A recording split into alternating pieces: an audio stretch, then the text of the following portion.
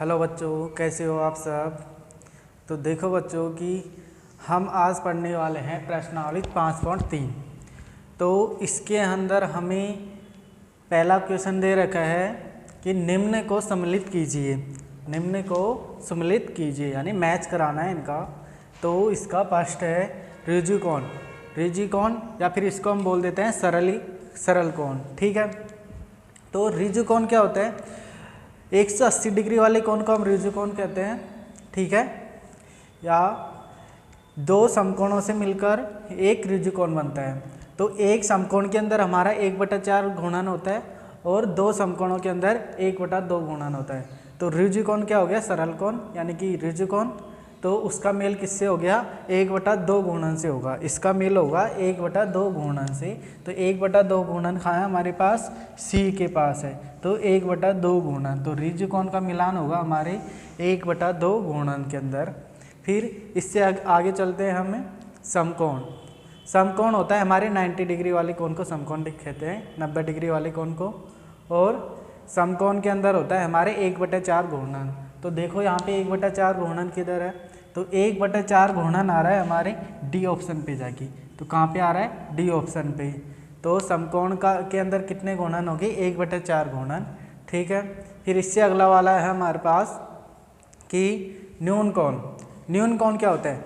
90 degree से छोटी वाले जितने भी कोण होते हैं उन्हें न्यून कोण कहते हैं। ठीक है। 90 डिग्री से छोटे वाले जितने भी कोण होंगे वो न्यून कोण होंगे।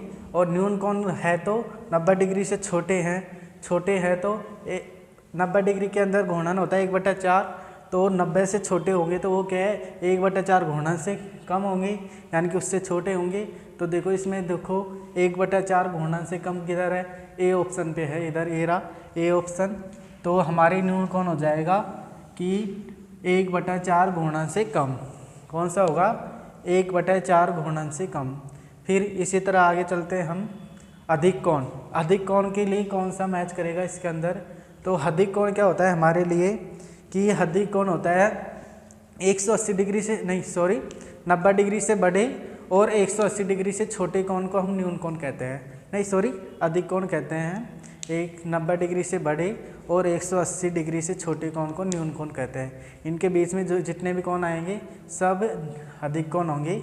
तो देखो अधिक कोण 90 डिग्री का मतलब हो गया 1/4 गुणन और 180 डिग्री यानी कि सरल ऋजुकोण का मतलब हो गया 1/2 गुणन। तो इन दोनों के बीच में आएगा 1/4 गुणन और 1/2 के गुणन के बीच में।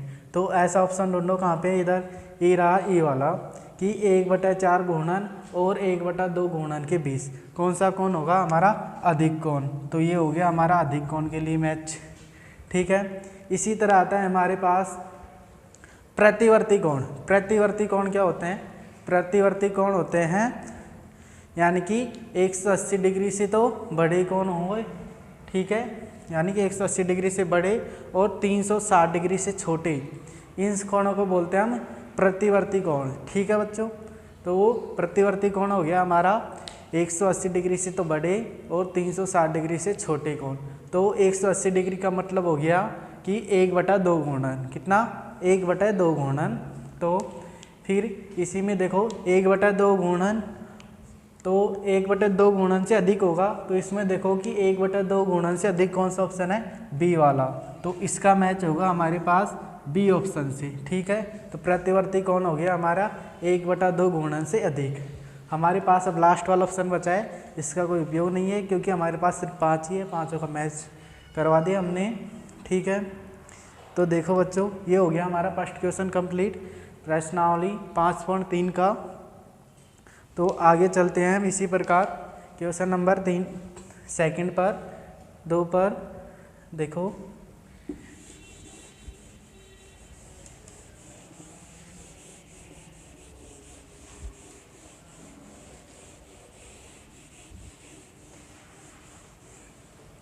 अब चलते हैं हम क्वेश्चन नंबर सेकंड पर। क्वेश्चन सेकंड है क्वेश्चन नंबर 2।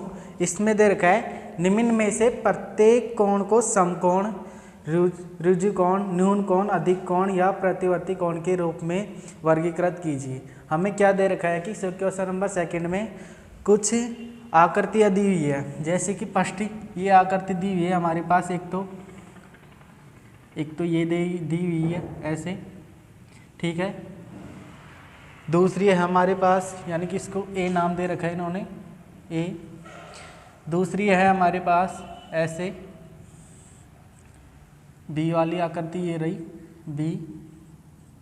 और तीसरी है इधर इस प्रकार ऐसे सी वाली आकृति, ये दे रखी है। फिर आगे दे रखा है हमें ऐसे इस प्रकार की आकृति, ये डी वाली दे रखी है हमें। फिर इसी प्रकार ये है ऐसे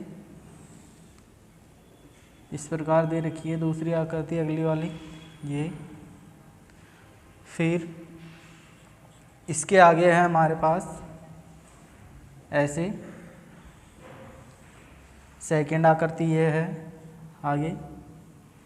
तो इस प्रकार हमारे टोटल 6 आकृतियाँ दी हुई है और हमें इनको वर्गीकृत करना है, न्यून कोण, अधिक कोण, समकोण, ठीक है, ऋजु कोण, प्रतिवर्ती कोण, इन सब के अंदर वर्गीकृत करना है। यानी कि इनको बताना है कि कौन सी आकृति तो न्यून कोण है, कौन सी आकृति समकोण है, कौन सी आकृति अधिक कोण है, कौन सी आकृति में प्रतिवर्ती कोण बनना है, ये सब बताने हैं हमें इसको अंदर, ठीक है।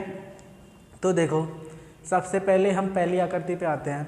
तो देखो ये है हमारा न्यून कोण। न्यून कोण क्यों है? क्योंकि 90 डिग्री से छोटा वाला कोण बन रहा है। ये हम जब चांदे से यानी कि डी से इस बनाते हैं कोण, तो ये इस प्रकार 90 डिग्री से जो भी कोण होंगे इस प्रकार, 90 डिग्री से कम वाले जितने भी कोण होंगे इस प्रकार के बनेंगे और वो सब न्यून कोण होंगे।